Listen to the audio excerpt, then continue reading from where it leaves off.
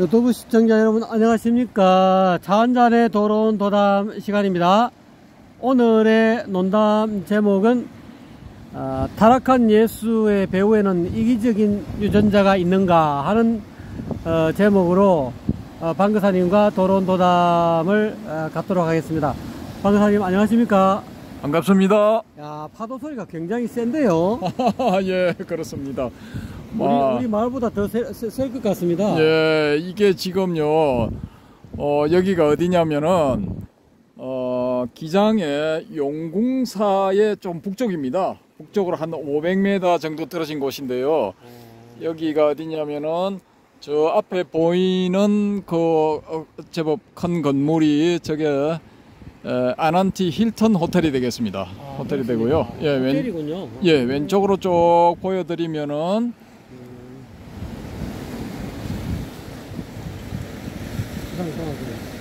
예, 요 건물이 수산과학관에 부속되어 있는 매점 건물이 되겠습니다.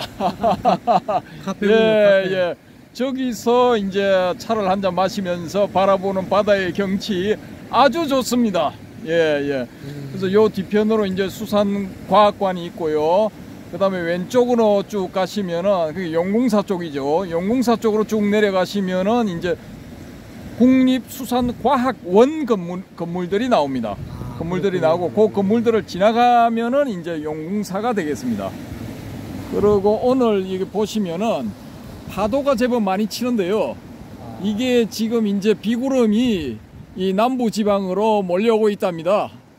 예, 저기 저 서해 바다를 남서해 바다를 지나서 이쪽으로 몰려오고 있기 때문에 지금 그 영향을 받아서 이제 파도가 조금 치는 것이라고 볼 수가 있겠습니다. 파도 소리가 굉장합니다. 예, 이걸 이제 해조음이라고 하는데요.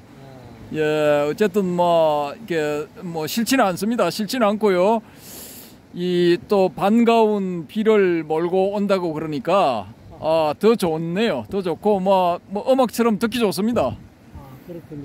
예. 비가 오면 진짜 좋겠습니다. 예, 이게 지금 너무 가물어서요. 좀 해갈이 되어야 되지. 그래야 농사도 시작을 하고 하기 때문에 좀 이렇게 비가 기왕 오는 김에 좀 많이 왔으면 좋겠습니다.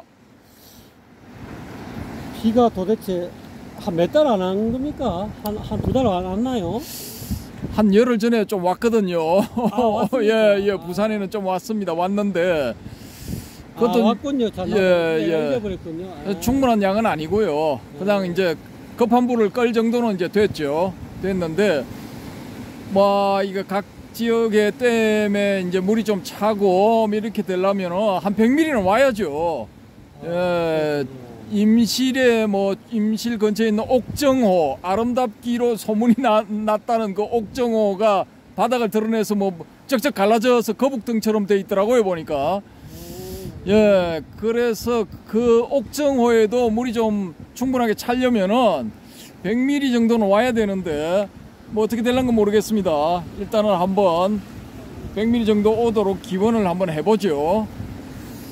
아무래도 하늘에서 이제 봄이 됐으니까 아무래도 하늘에서 비를 내려줘야 정상인 것 같은데 안 그러면 이 농부들 너무 이렇게 울상이겠는데요. 아이고, 지금 기본적으로 그 농사 짓는 분들은 애가 많이 타시겠지만은 그 도시에서 이렇게 수돗물 먹는 사람들도 편하질 않죠. 수질이 나빠지니까.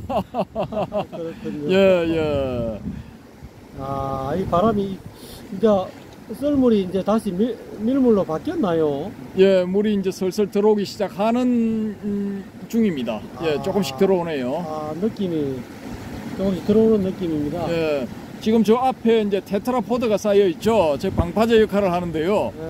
저기가 여기서는 잘 안 보이시겠지만은 이렇게 쭉 가다가 그 중간쯤 되는 요 지점 손가락 끝 지점 지점이 이제 열려 있어 가지고 배들이 이제 들어갔다 나왔다 하고요. 예. 배들이 이제 들어올 때는 저기서 저 앞부분 저 노란 부표 부분 요 부분 정도에서 이제 엔진을 딱 꺼버리면은 자연적으로 살살살살 그 관성의 힘에 의해서 밀려서 저 항구 쪽으로 들어가게 됩니다. 들어가게 되는데, 예. 이 항구를 동암항이라고 한답니다. 동암항. 근데 배가 한 대도 없네요. 예, 예. 근데 지금 여기서는 안 보이는데 저 테트라포드 넘어서는 좀 몇 대 좀 있을 겁니다. 아까 저기 예. 보니까 저 배가 저쪽에서 한 대 오네요. 예, 예. 저 배가 아까 이쪽에서 한 대 둥둥 떠 있던데. 아, 그 배는 제가 아까 들어가는 걸 봤거든요. 아, 그렇습니까? 예, 예. 지금 오는 배는 딴 배인가 봐요. 예, 다른 배인 것 같습니다. 좀 멀리 이제 조업을 나갔던 배 같은데요. 그렇군요. 자, 이제 저 배가 어떤 식으로 이게 항구로 들어가는지 한번 지켜보시는 것도 재밌을 것 같습니다. 아, 그렇군요. 예. 자, 과연 타락한 예수의 이 본 제목으로 들어가서 논담을 한번 본격적으로 해보기로 하죠. 예, 예. 이게 예수가 타락한다는 것도 이게 사실은 말이 안 되지 않습니까? 그렇죠. 이게 이제 예수면은 우리가 생각했을 때 이제 신과 맞먹는 존재고 인간으로서는 거의 완벽한 그런 존재라고 볼 수가 있는데 이런 존재도 타락을 하는가? 뭐 이런 의문점을 가져볼 수 있고요. 또 이제 우리가 일반적으로 아는 악마의 대명사 루시퍼. 이 루시퍼가 사실은 이제 천사였는데 타락을 해서 루시퍼가 되었다 이런 이야기도 있단 말입니다. 예, 그래서 뭐 그런 측면에서 보면은 야, 천사도 타락하는데 인간의 몸을 가진 예수가 타락을 안 할 수가 있나? 예수도 타락할 수 있다라고 주장하시는 분들은 자칭 예수들밖에 아마 없을 겁니다. 자칭 예수들과 그 추종자들은 뭐 그렇게 주장을 하겠죠. 근데 이게 이제 들어온다. 예, 들어오네요. 점점 들어오고 있는데 저 조업에 나선 어선이 맞는 것 같습니다. 예, 이제 본격적으로 항으로. 예, 귀향을 하네요. 이제 진짜 엔진을 끄는 것 같네요. 예, 지금 한번 볼까요? 어떻게 하는지. 엔진을 안 끄고 바로 들어갈 수도 있는데 뭐 어떻게 하는지 한번 지켜보겠습니다. 거의 아까 올 때보다 속도를 엄청 줄였습니다. 예, 여기 이 배는 그냥 엔진을 켜고 들어가네요. 밑으로 엔진을 껐나? 아, 예, 들어가서는 아마 껐을 겁니다. 아까 그 배는 확실히 저 노란 부표 부분에서 끄고 들어가더라고요. 그러니까 자동적으로 자연스럽게 저 사이를 통과해서 미끄러지듯이 들어가더라고요. 예, 어쨌든 뭐 그렇게 됐고요. 그래서 이게 이제 우리가 한번 생각해 볼 수 있는 게 이게 우리 인간이라는 존재는 유전자의 목적, 유전자의 설계를 이제 그대로 실행해 주는 어떤 도구에 불과하지 않나 이런 생각을 한번 해볼 수가 있거든요. 저기 이제 동암항 안쪽으로 들어간 배가 보이네요. 지금 엔진을 계속 켜고 있는 것 같은데요. 계속 켜고 들어가네요, 저 배는. 예, 그래서 엔진 끈 것 같은데. 껐습니까? 엔진을 끈 것 같습니다. 엔진을 끄면은 뒤에 이제 흰 물살이 안 일어나거든요. 네, 엔진을 켜놓으면은 이제 물살이 일어나고 그렇게 됩니다. 예, 어쨌든 간에 이제 여기서 등장하는 유전자가 없는 사람은 없죠. 동물도 유전자가 다 있고 식물도 유전자가 다 있고 생명체는 다 유전자가 있게 되겠죠. 그런데 이제 우리가 여기서 검토해야 될 부분 이기적인 유전자 셀피시 지인은 누가 이제 이 제시를 한 개념이냐면은 리처드 도킨스라고 유명한 진화 생물학자가 있습니다. 예, 이 양반이 1976년에 책을 한 권 냈는데 그 책 제목이 더 셀피시 지인이 되겠습니다. 이 한글로 번역하면 이기적인 유전자 이렇게 되죠. 누구든지 다 이기적인 유전자는 조금은 있는 것 같은데. 근데 이 양반은 유전자 자체가 이기적이다 이거죠. 유전자 자체가. 예, 이타적인 유전자는 없다라고 보더라고요, 이 양반은. 그래서 이 책도 이제 영국에서도 뭐 센세이션을 일으켰고 뭐 유럽 각국이라든지 아니면은 뭐 미국, 캐나다 뭐 이런 데로 이제 번역이 되었고요. 일본, 중국, 한국 이런 데 다 번역이 돼서 이제 아주 열렬한 추종자들을 많이 만들어냈거든요. 이 사람들이 이제 추종의 끝에 종착점은 어디냐? 대부분이 이제 무신론자가 되는 겁니다. 야, 우리가 믿었던 신이라는 그런 존재는 우리가 꾸며낸 가공의 존재일 뿐이고 사실은 우리 몸속에 있는 유전자 이건 뭐 확인이 되었으니까 현미경으로서 확인이 되고 기타 등등 여러 가지 있고 실험이나 관찰을 통해서 확인이 되었으니까 있는 건 유전자뿐이다 라는 것이죠. 그래서 이제 유전자가 사실상 신의 자리를 대신하게 되는 그런 일들이 막 일어났던 겁니다. 예. 그래서 지금도 이 이기적인 유전자 책은 인기리에 팔리고 있답니다. 예전에 처음 나왔을 때만은 못하지만 그래도 지금도 뭐 인기가 있는 편이랍니다. 편인데. 그럼 그 책 영향으로 굉장히 사회주의가 발달하겠는데요. 뭐 그럴 수도 있죠. 그럴 수도 있는데 이 양반은 이제 아니 그래 너는 뭐 그러면 신을 부정하는 무신론자이니까 야씨 우리 일반적인 이 기독교 세계에서 봤을 때 넌 일단 나쁜 놈이야. 나쁜 놈 딱지를 딱 붙여버린 거야. 실제로요? 예. 그래서 이제 대척점에 서게 된 거죠. 그래 이 리처드 도킨스라는 사람은 아이 그래 너가 내한테 딱지 붙이든 말든 나는 내가 공부를 해본 결과는 뭐 이거야 유전자는 다 이기적인 것이야. 너가 이타적으로 설명하는 그런 부분들도 뭐 척은지심 뭐 이런 데 의해서 뭐 물에 빠지려는 아이를 구하고 또 뭐 자기를 희생해서 여러 사람을 이제 살리고 하는 이런 행위들도 사실은 자기의 유전자를 남기고 싶은 욕구 때문이지 그게 뭐 순수하게 이타적인 것이라고는 볼 수가 없다. 그 대표적인 예로서 이제 제가 들 수 있는 거는 뭐냐면은 뭐 뇌사 상태라든지 아니면은 더 이상 생을 지속할 수 없는 상태에 놓인 사람들이 장기를 기증하고 가는 겁니다. 예. 장기를 기증하고 가면은 뭐 여러 사람한테 혜택을 줄 수가 있죠. 그러면은 그 혜택 받은 사람들한테 이 기증자의 유전자가 살아 있는 거예요. 그 안에서. 예. 그렇게 되면은 이 리처드 도킨스의 주장이 맞거든요. 어쨌든 간에 뭐 기증을 안 하고 죽어버리면은 소각을 하든지 아니면은 뭐 매장을 당하든지 하게 되면은 일단은 유전자가 사라지는 거란 말입니다. 근데 기증을 하게 되면은 자기 유전자가 일단은 뭐 30년이든 50년이든 3년이든 5년이든 더 살 수가 있단 말입니다.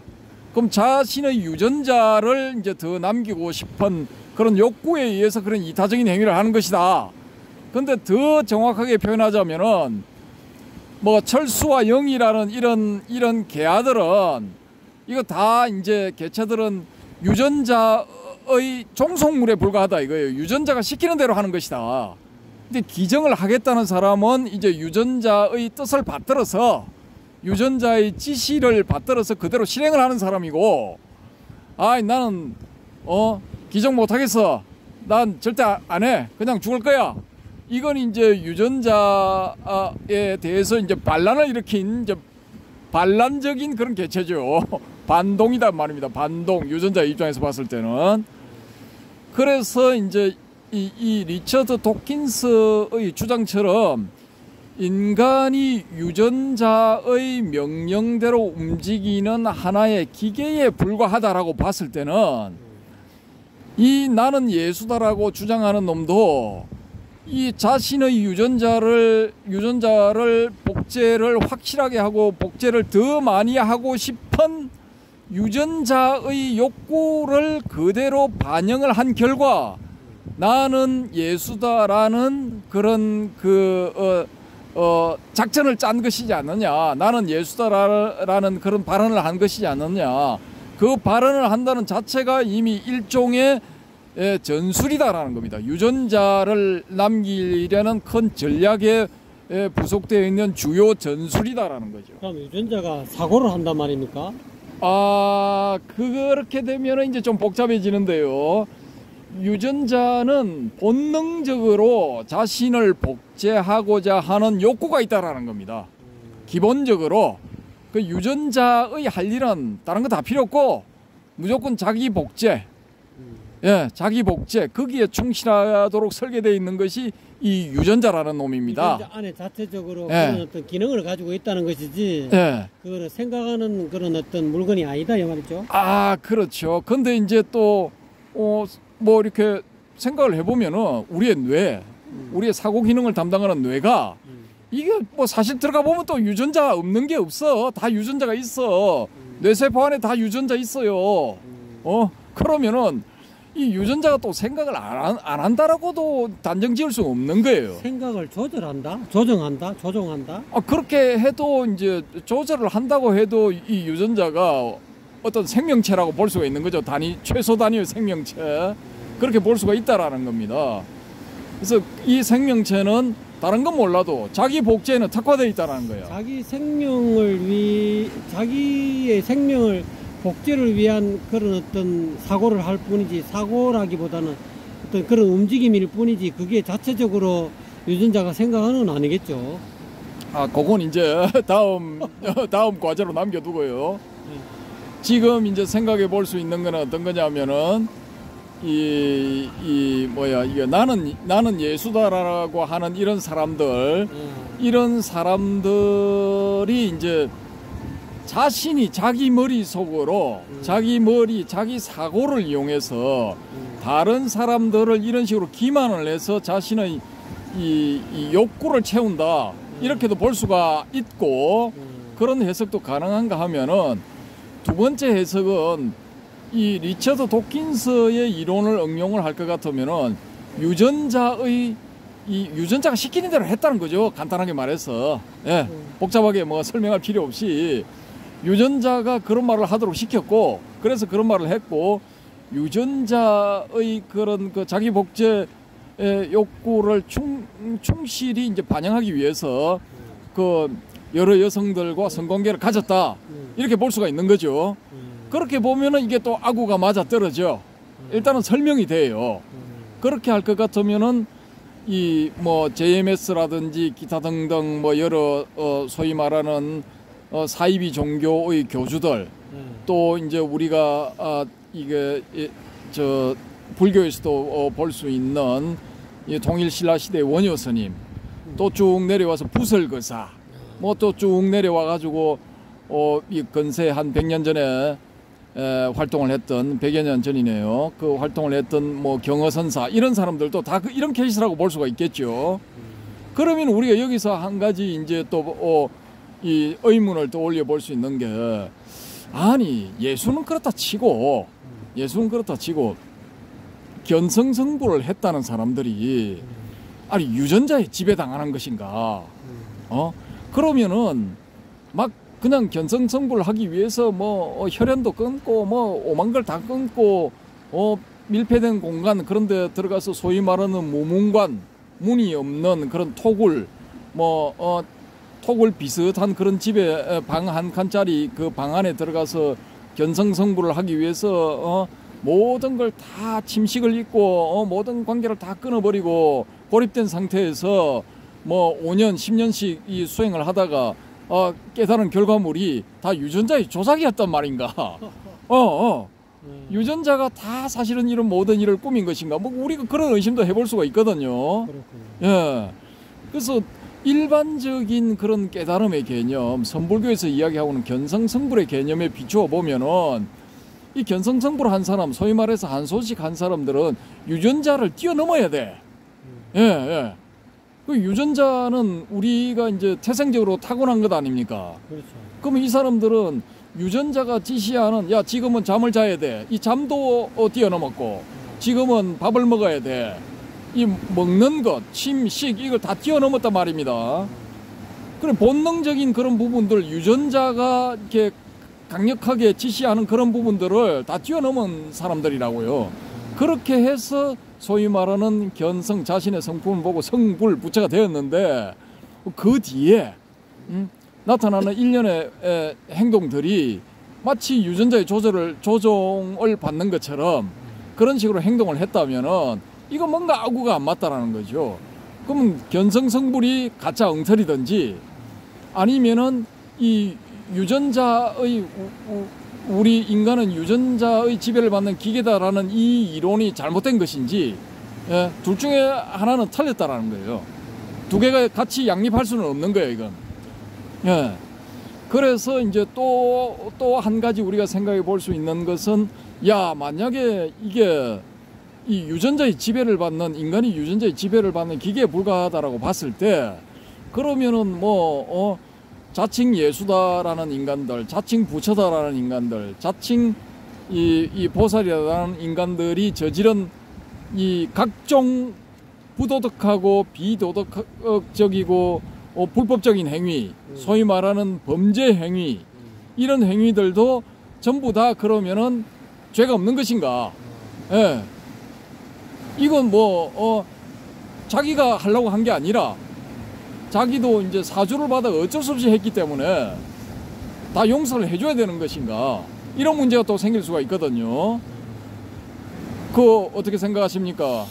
그거는 아무래도 그렇게 되면은 유전자가 생각하는 그런 기능, 능력이 있어야 그게 가능할 것 같은데, 뭐 추궁을 뭐 죄를 추궁하든지 뭐 하든지 하지만은 유전자는 오로지 자기 역할에만 충실했을 뿐인데, 사람이 어떤 그 유전자가 사람은 어떤 생각하는 기능을 가지고 있고 주체적으로 그런 어떤 사고하는 능력을 가지고 있고 또는 결정하는 능력을 가지고 있는데, 그거를 쉽게 말하면 일단 무시해버리고 유전자를 따라가는, 어떻게 보면 육체의 종속들은 육체의 어떤 유전자가 하라는 대로 그런 따라가는 것은 아무래도 그거는 아닌 것 같은 생각이 들고, 사람은 아무래도 이성적 존재고 또 그런 사고하는 능력을 가지고 양심을 가지고 하는데, 유전자가 하라는 대로 다 뭐 따라한다면은 그거 뭐 사람이라 할 수 없죠. 아무래도 사람은 그런 것을, 유전자가 원하는 것을 조절할 수 있고 참을 수 있고 또 자기 의지대로 할 수 있는 그런 주체적인 존재라고 보는데, 봐야 되지 않겠느냐 하는 게 제 생각입니다. 그래서 이제 여기서 금방 이제 또 우리가 떠올릴 수 있는 게 자유의지거든요. 예, 자유의지. 예, 인간에게는 과연 자유의지가 있는 것인가 없는 것인가? 있다고 봐야죠. 예. 자유의지가 있다라고 봤을 때는 이거 나는 예수다라고 해서 각종 비행을 저지른 놈들은 강력한 처벌을 받아야 되는 것이고요. 자유의지가 없다. 누군가 어떤 존재가 짜놓은 그런 각본대로 움직이는 모로모토에 불과할 뿐이다 하면 이거는 이제 면피가 되는 거죠. 과거에 석가모니도 그거에 대해서 자유의지가 없다는 그런 외도들의 주장에 대해서 강력하게 반발하고, 그거는 잘못된 사견이다 이렇게 이야기하지 않았습니까? 예. 그래서 이제 도킨스라는 이분도 사람들이 자기의 의도를 오해하고 있다. 내가 그 이기적인 유전자라는 책을 냈을 때는 이 우리 인간의 몸속에 있는 유전자가 우리를 지배하려고 무던히도 노력을 하고 우리의 그 임종 때까지도 괴롭히지만은 인간은 그걸 극복할 수 있는 자유의지가 있다. 예. 왜냐? 인간은 동물과 다르게, 다른 동물들과 다르게 문화라는 것을 만들어냈다라는 거죠. 문화. 예, 문화. 더 나아가서는 문명. 문화와 문명이라는 걸 만들어냈기 때문에 이건 유전자의 지배를 받는 그런 존재로 단순하게 살아간다면은 결코 이룰 수 없는 것들이다. 앞에 문화 앞에 문화나 문명 앞에 정신을 잡아넣어야 좀 더 이해가 쉽지 않을까요? 예, 뭐 그렇게 정신문화, 정신문명. 그렇게 되겠네요. 그래서 이제 이런 문화와 문명, 이제 윗대 선대로부터 받아온 문화와 문명을 더 발전시키려고 하는 이 노력들, 이런 게 반영되어 가는 것을 이분은 뭐라고 표현했냐면은 밈이라고 표현했어요. 밈. 예, 그렇게 해서 문화와 문명에도 우리가 인위적으로 생명을 한번 부여해 보자라는 것입니다. 이게 점점 더 발전해 나가는 이 과정을 대를 이어갈수록 발전해 나가는 이것을 이 문명이 삶을 계속해 나간다. 문명이 스스로를 발전적으로 복제해 나간다. 라는 이런 개념을 적용을 해서 이 현상을 밈이라고 부르자. 밈. 그렇게 해서 한때 이제 밈 현상이 이제 막 일종의 이 신드롬처럼 막 퍼지기도 했거든요. 한 2000년 전후 해가지고 막 퍼지고 그 밈을 연구하는 밈학이라는 게 또 만들어졌어요. 밈학. 그렇군요. 예, 예. 그렇게 해서 막 퍼졌거든요.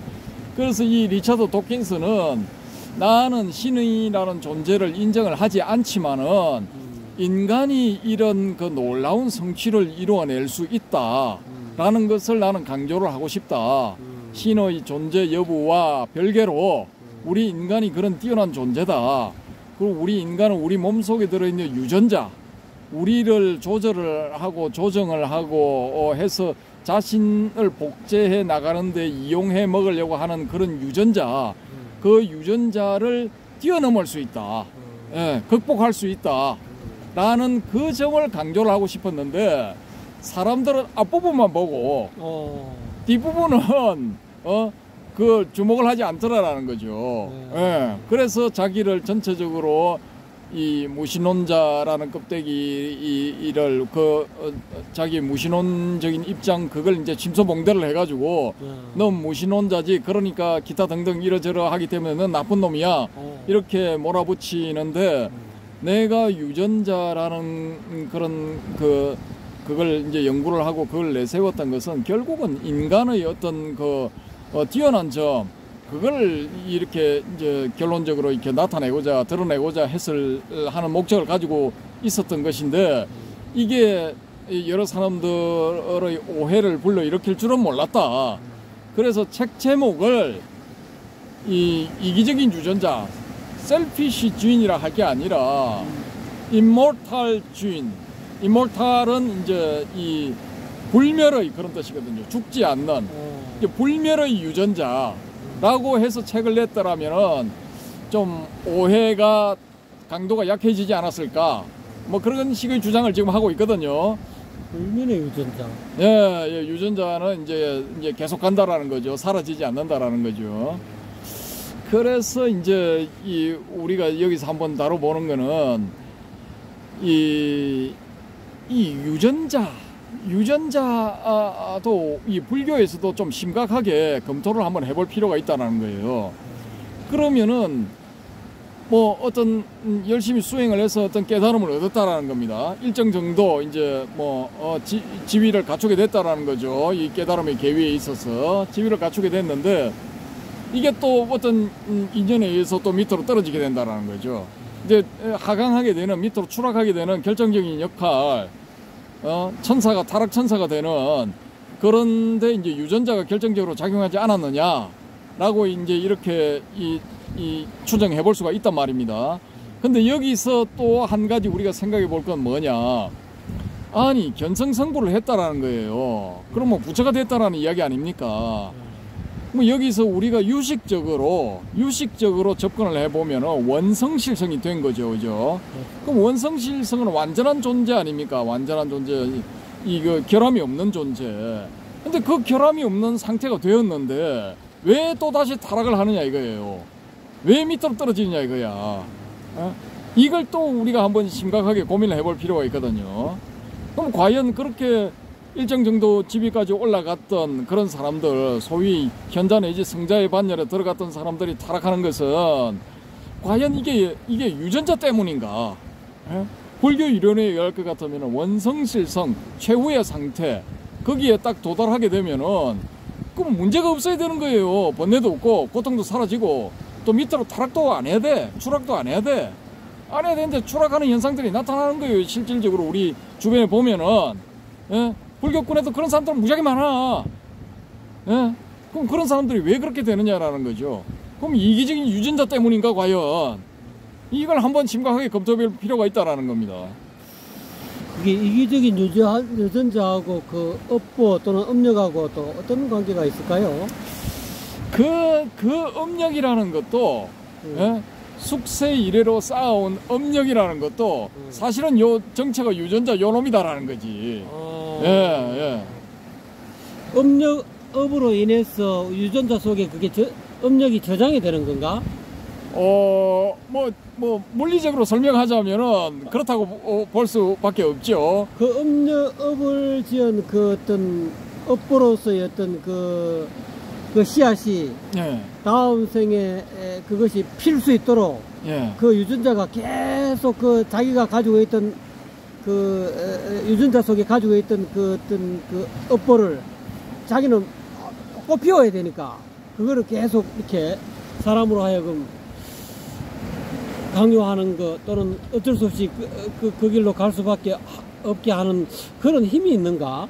근데 그렇게 생각을 하면은 또 이런 생각도 가능해요. 아니 우리가 죽고 나면은 화장하지 않습니까? 요즘 대부분이 네. 화장하고 나면 유전자 사라지고 없잖아요. 다 파괴돼 버리고. 그렇죠. 그렇죠. 그러면은 그걸로 땡이야. 유전자 사라지고 없어. 자식 있잖아.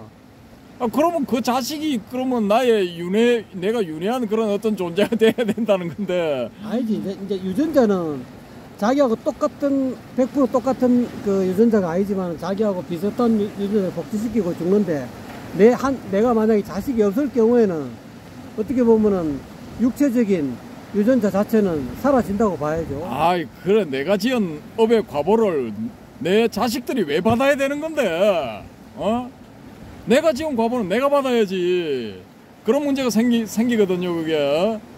그리고 이게 뭐 제1의 공경이라고 하는 초기 불교의 경전 속에 나오는 업보는 있대 작자는 없다. 이게 좀 황당한 소리가 또 이게 떠오르게 되는 거예요 여기서. 이렇게 되면 이 업보는 있고 작자는 없다. 이게 뭐 웃기게 되는 게 뭐냐면은 유교의 그 네 가지 마음 있죠, 그죠? 사단. 예, 사단 인의 예지. 그다음에 뭐 수호지심, 사양지심, 척언지심, 십이지심 그거 있잖아요, 그죠? 그러면 결론적으로 작자는 사라지고 이거 인의 예지와 심만 남는다는 거야. 인간의 인생이란 게 작자가 없다면은 이것도 황당한 거야 이게 주장 자체가. 그러면은 이 주장이 맞을 것 같으면은 어떻게 되느냐? 불교에서 불교는 윤회를 기반으로 해서 성립된 종교인데 이게 무너지게 되는 거예요. 윤회라는 이 불교 성립의 기반 자체가 무너지기 때문에 불교는 사기가 돼버린다고, 엉터리가 돼버린다고요 이게. 작자가 없으니까. 예. 주장 자체가 엉터리가 돼버리는 거야. 그럼 이게 작자가 없는데 받을 놈도 없다. 그렇죠. 누가 받을 거야? 과보는 누가 받을 거야? 인광보 이 체계가 이거 완전히 엉터리 메커니즘이 돼버리는 거예요. 그런 또 이렇게 함정이 있군요. 예. 그런 그 모순점이 또 난점이 있을 수가 있습니다. 그래서 이 유전자라는 이 개체가 이게 상당히 이제 불교 쪽에서는 덕이 될 수도 있고 실이 될 수도 있고 불교를 이제 아주 강력하게 공격할 수 있는 것이기도 하면서 또 이걸 잘 이용을 하면은 불교에서 설명 못하는 난점들 그런 점들을 또 멋지게 또 설명해 낼 수 있을 것 같기도 하거든요. 유전자는 오로지 물질적인 유전자밖에 없을까요? 거기서 이제 해결책이 이제 나오기 시작하는 거죠. 정신 유전자. 예. 정신 유전자. 그게 이제 유식에서 이야기하고 있는 종자식. 예, 종자식. 예. 유식은 이제 종자식의 개념으로서 이제 그걸 설명을 하죠. 업을 내가 지은 이 업은 내 종자식에 이게 저장이 된다는 거예요. 예. 이게 저장이 돼가 내 몸이 설령 불타 없어져 버린다 할지라도 그 정신적인 존재인 그 종자식에는 정신 종자식에는 그게 다 기록되어 있다는 거야. 정신 종자식도 어떻게 보면은 일종의 그것도 유전자인가요? 이제 정신 유전자라고 보면 되죠. 정신 유전자. 예, 정신 유전자. 그렇게 하면 이제 현대적인 용어인 유전자라는 표현을 가지고 유전자가 그럼 두 가지가 있다는 결론이네. 예. 그 이제 지금 리처드 도킨스가 다룬 건 이제 물리적인 유전자인데, 근데 우리는 이제 정신 유전자, 요걸 이제 한번 생각해 볼 필요가 있다라는 거죠. 결국은 불교는 정신 유전자를 어느 정도 믿고 또 그거를 갖고 이제 깨달음의 내용으로 썰을 푸고 있는 거라고 볼 수도 있겠네요. 예. 그래서 이제 요번 대론의 주제인 그 타락한 예수의 배후에는 이 유전자가 이기적인 유전자가 있는가 요 문제에 대한 답변으로서 이 물질적인 유전자가 아니고 정신적인 유전자. 그럼 뭐 그건 이기적인 유전자는 아니고 업보로서의 어떤 종자식에 저장된 유전자. 그렇죠. 이 정신적인 유전자는 이제 이게 자기를 복제하고자 하는 능동적인 기능보다는 어떤 그 업의 기록들 네. 그걸 이제 수용하는 그런 이제 그 수동적인 그런 수용적인 그런 이제 존재라고 정신적인 존재라고 볼 수가 있겠죠. 그렇게 되어야만이 이게 이야기가 아구가 맞아 떨어지는 거야. 불교 이야기가 그렇게 해야만이 이 윤회가 있게 되는 거고 또 인과응보도 가능해지게 되는 겁니다. 그렇지를 않고 그냥 이 물리적인 유전자 이것만 있다라고 했을 경우에는 내가 불타 없어져 버리면은 나의 업도 그것과 함께 사라져 버리는 겁니다. 예. 그러면 불교 자체가 이게 성립이 안 되는 거죠. 그래서 이제 요 문제도 제가 이제 한번 거론을 해보자고 말씀을 드렸던 건데 일단은 이제 1차적인 답변은 이 타락한 예수들의 뒤에는 이기적인 유전자가 좀 작용을 하는 것 같아요. 일단은 그래 이게 이제 복제를 해내라.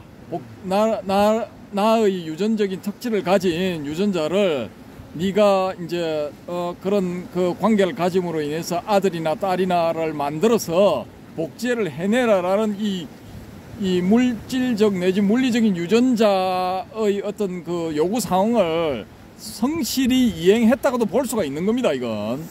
근데 내가 보건대는 그거를 성실히 이행했다고 하지만 일반 사람들하고 달리 이행했기 때문에 아무래도 정신적인 그런 어떤 그 시한 유전자 그 속에 있는 정신적인 유전자가 그 촉발적인 원인이 돼 가지고 모든 사람들이 평범하게 가지고 있는 이 육체적인 이 유전자를 촉발시켰다고 해도 과언이 아니겠는데.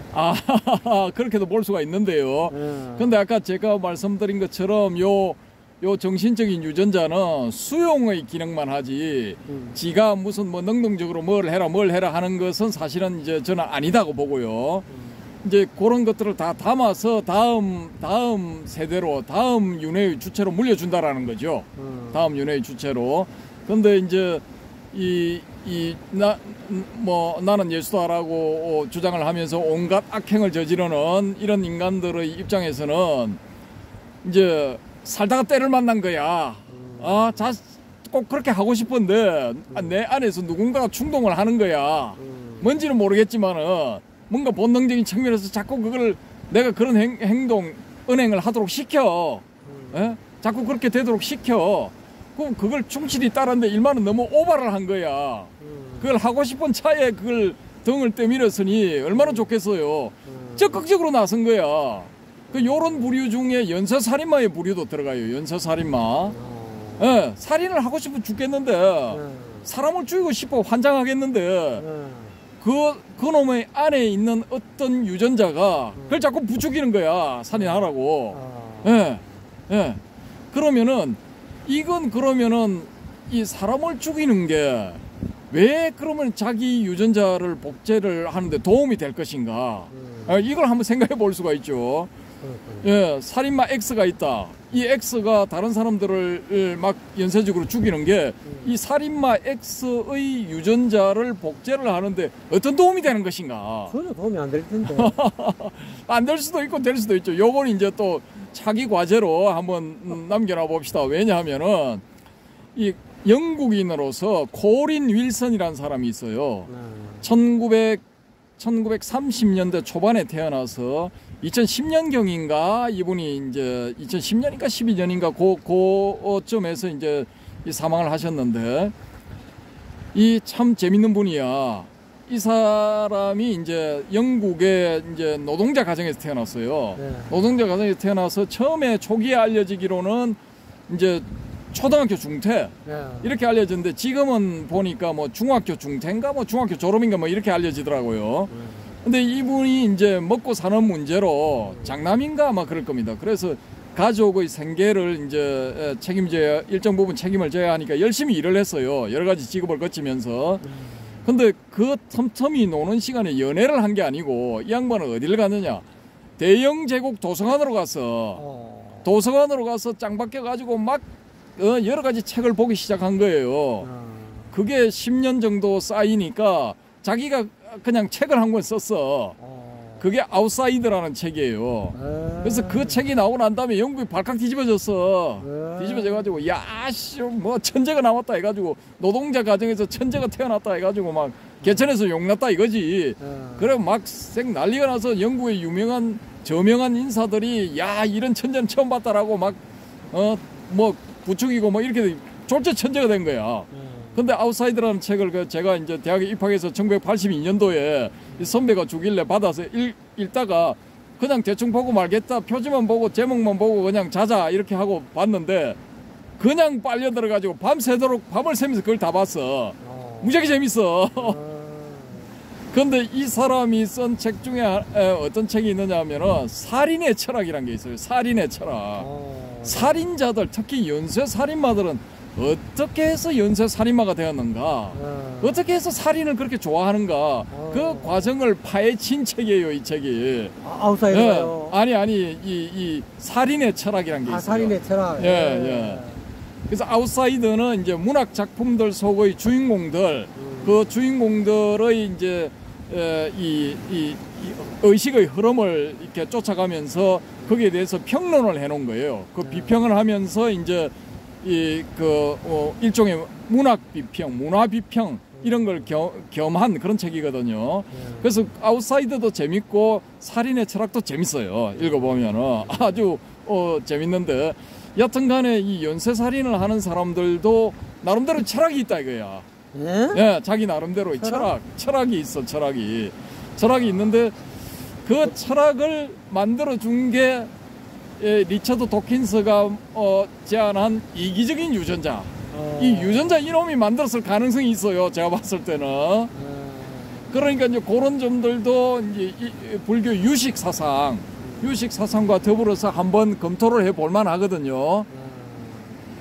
그래서 이제 제가 일단 오늘 떼놓은 것이고, 일단 오늘의 주제를 다시 이제 한번 검토를 해보면은, 여튼간에 제가 봤을 때는 이 타락한 예수들, 이 예수들은 타락하는 과정에 있어서 출발점도 그렇지만은 그게 가속이 되거든요. 타락의 강도가 점점 심해져. 그리고 그 타락에서 빠져나오지를 못해. 예. 맞아요. 경허선사 같은 경우는 자기가 스스로 조절을 하면서 빠져나왔거든요. 근데 그리고 경허선사 같은 경우에는 이게 여성의 의사에 반해서 뭐 강제로 하는 그런 짓은 절대로 안 해. 예. 이 사람은 합의에 의한 거야.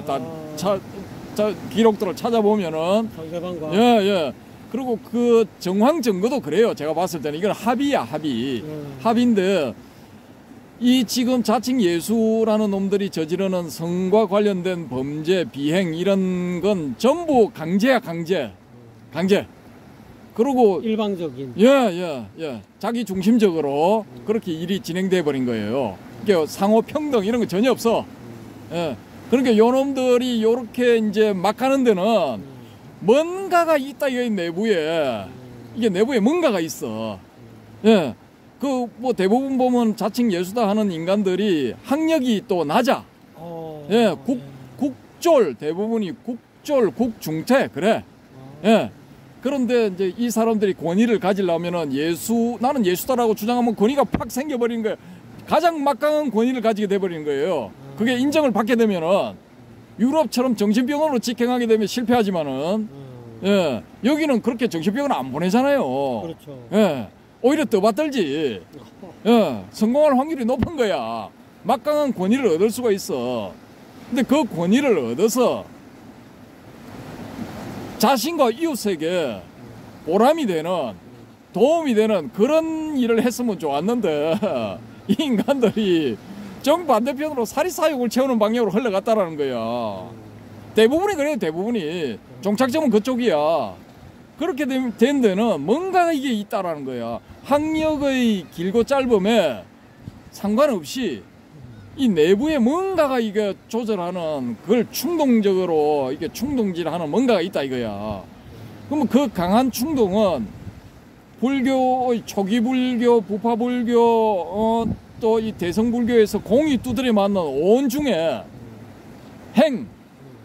행에 해당하는 쌍카라 혹은 쌍스카라 요 놈일 가능성이 높다. 이게 충동. 이 행도, 불교의 행도, 이 사고의 과정에서 일종의 추동력이거든요. 추동력. 이 추동력이 이 오는 그 근원이 유전자일 가능성이 있다라는 거예요. 예. 이게 이 유전자의 이 뭐야 꼬임 내지 푸시를 받아가지고 일마가 의식에서 그런 그 행위를 해야 되겠다는 그런 짓을 해야 되겠다는 이 추동력이 생겨버리는 거예요. 예. 그러면 행 다음에는 뭡니까? 식이죠. 예. 식으로서 이제 완전히 굳혀가지고 그 다음에 행동으로 들어가 버리는 옮기는 거야. 그러니까 요런 과정들, 요런 것도 한번 이제 연구를 해볼 필요가 있다는 거죠. 그게 참 유전자라고 하기에는 참 저기한 것 같고, 그러면 뭐 불교에는 뭐 업설이 있는데 그 업설과 유전자, 지금 금방 방사님이 이야기한 그런 어떤 근본 원인이 유전자가 촉발시켰다 라고 이렇게 주장을 해야 완벽한 그 해설이 되는 겁니까? 안 그러면 업설로서 또는 그 아까 저게 종자식으로서 전향된 그런 그런 업력에 의해서 어쩔 수 없이 그렇게 그 사람과 또는 그 대학생들과의 또는 피해 여성들과의 어떤 그런 어떤 업력에 의해서 어쩔 수 없이 내가 전생에 당한 거니까 내가 갚아주겠다 하는 그런, 자기는 과거를 알지 못하지만은 과거생에 그렇게 당한 기억이 있기 때문에 그런 종자식으로 저장되어 있기 때문에 그것이 어느 인연이 맞아가지고 그것이 결국은 과보로서 그대로 갚아줬다 이렇게 해줘야 그것이 업설로서의 어떤 불교의 어떤 그런 그런 교리 체계가 어느 정도 맞는 것 같은데, 그러면 과연 그 DNA 과연 그런 거로 인해서 촉발이 됐다 하기에는 좀 저기한 것 같지 않습니까? 그런데 이게 참 재밌는 게, 근데 금방 말씀하신 그런 논리는 그 타락한 예수들의 입장에서는 천군만마를 얻는 그런 기분이겠습니다. 그렇습니까? 자기들의 행위를 이제 정당화시켜 주는 거니까 나는 전생에 당한 대로 갚아줬을 뿐이다. 뭐 이렇게 주장할 수도 있겠죠. 불교적인 측면에서 봤을 때는.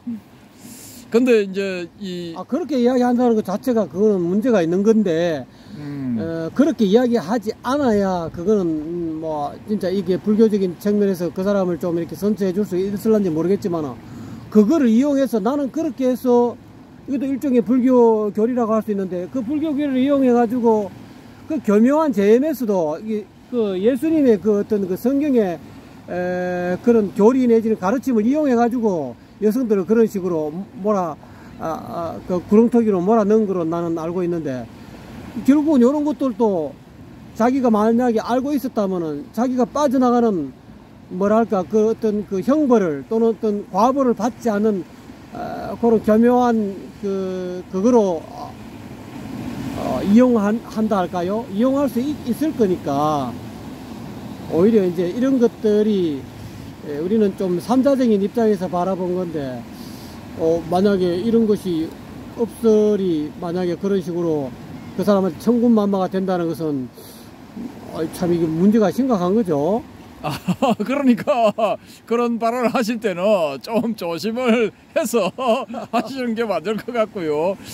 그 다음에 이제 물론 이제 불교적인 측면에서 봤을 때는 뭐 그런 것도 가능하죠. 가능한데 이게 이제 똑같이 이제 어떤 어려움에 처했다든지 아니면은 기타 억울한 일을 당했을 때 이제 반응하는 방법이 다를 수가 있다라는 겁니다. 그렇죠. 예. 그래서 이제 나의 과거에 이제 숙세의 업보다라고 이제 그걸 수긍을 하고 또 이제 삶을 이제 이어가는 케이스도 있을 수가 있고요. 그렇지를 않고 그 원한을 갚겠다 해서 이제 이걸 이제 탈리오의 법칙에 의해서 너도 한번 당해봐 하고 끝까지 이제 그걸 복수를 하는 이제 복수를 하는 거죠. 이제 네가 내 가족을 죽였으니 나도 네 가족을 죽이겠다. 뭐 이런 게 되는 거죠. 근데 이제 이번 이제 나는 예수다. 타락한 예수들이 저지른 비행. 예?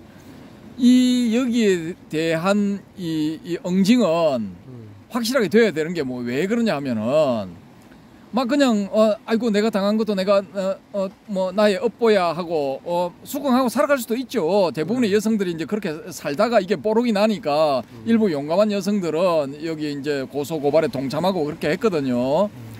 그랬는데 이제 많은 사람들이 많은 그 100명 중에 한 90명 내지 95명은 숨어 있다고 봐요. 저는 피해를 이제 뭐 여러 가지 뭐 이유에 의해서 이제 그걸 노출을 안 하고 그냥 감수를 하면서 살아가고 있다고 보는데 일부 용감한 5% 내지 이제 10% 여성들이 하는 그런 그 고소고발 저는 이제 그걸 지지하거든요.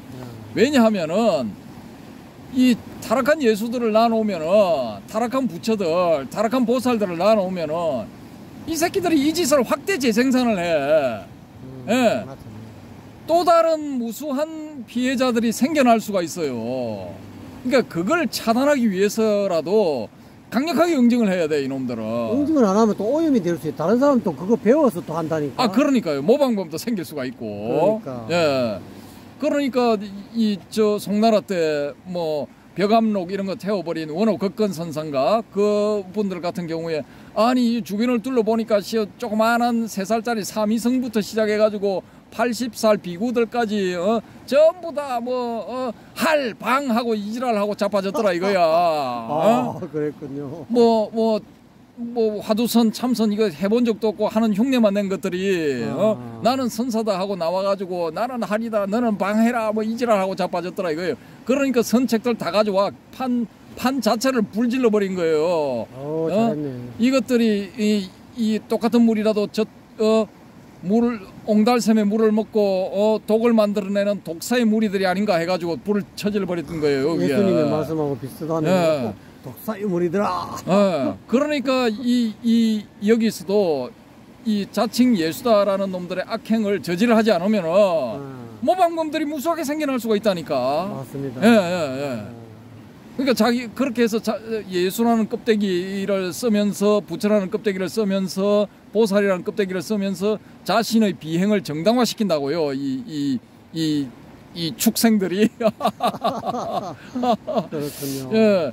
그러니까 난 용감한 그 여성들을 지지를 해요. 일벌백계를 해야 되겠는데요. 예. 그 이제 남들을 위해서 더 이상 이런 자신과 같은 피해자가 생겨나지 않기 위해서 자기를 희생하는 거예요. 자기를 드러내면서 사람들의 손가락질 멸시를 각오하고 이제 나선 거예요. 총대를 메고 나선 거지 말하자면은. 난 그 지지한다 이거예요. 저도 마찬가지입니다. 그러니까 이제 우리는 이런 타락한 예수들의 뒤에 이 유전자가 시켰기 때문에 여러분들은 이 인간들은 무죄입니다라는 이런 주장을 하려는 게 전혀 아니에요. 아니고 비겁한 변명이고 아니고 아주 그냥 양아치 같은 그런 사람들이라 쓰는 수법이지 그게. 그 이제 리처드 도킨스가 자기 저서의 후반 부분에 이야기했다시피 인간에게는 그런 유전자의 유혹, 유전자의 지시 그걸 극복하고 이겨낼 수 있는 그런 파워가 있다 이거예요. 인간에게는 그렇죠. 뭔가 내재돼 있다 이거야. 그러면 이건 뭐냐? 게슈탈트 이론도 나올 수가 있어요. 인간은 온 색수상 행식의 5가지 요소의 결합, 단순한 그 결합 외에 뭔가가 있다 이거야. 그렇지. 그 결합을 뛰어넘는 뭔가가 있다라는 거예요. 여기서 또 오는 억울하다 이거야. 왜 내만 갖고 지랄들이야. 오온이 억울해할 수도 있는 거예요. 오온이 흩어놓으면은 단순한 5가지 그 요소에 불과한데 합쳐지면은 이게 슈퍼 울트라 파워를 낼 수 있다라는 거야. 온 요소가 합쳐져서 인간이 되면은 사람이 되면은 그러니까 우리가 단순하게 뭐 유전자 어떻고 저떻고 뭐 이제 타락한 예수 어떻고 저떻고 하는 이 문제가 인간의 본질적인 측면 이 문제하고도 연결이 될 수가 있단 말입니다. 사실은.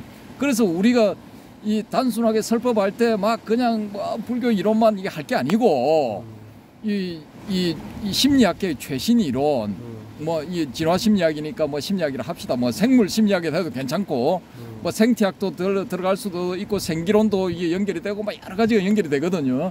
근데 요런 것들도 우리 불교에서 이 리차드 도킨스라는 이분은 지금 살아 있거든요. 생존해 있단 말입니다. 예, 왕성하게 지금도 활동하고 있기 때문에 요런 것들도 이제 접점을 찾아서 우리가 한번 검토해 보면은 불교도 발전하고 또 진화심리학도 발전하고 뭐 저쪽에 리처드 도킨스가 주장하는 그 이기적인 유전자가 이타적인 유전자로 또 될 수도 있는 거예요. 예. 그래서 서로 윈윈할 수 있는 그런 길을 찾을 수도 있다라는 그런 의미에서 이제 한번 제시를 해본 겁니다. 오늘 거의 1시간 가까이 55분이 좀 넘었군요. 박사님 수고하셨습니다. 독자 여러분 어떻습니까? 이 유튜브 시청자 여러분, 오늘의 이 도론도담 마음에 드셨다면 꼭 구독 신청 부탁드리고요. 좀 더 발전된, 좀 더 유익한 내용으로 여러분에게 보답드리겠습니다. 박사님 감사합니다. 감사합니다.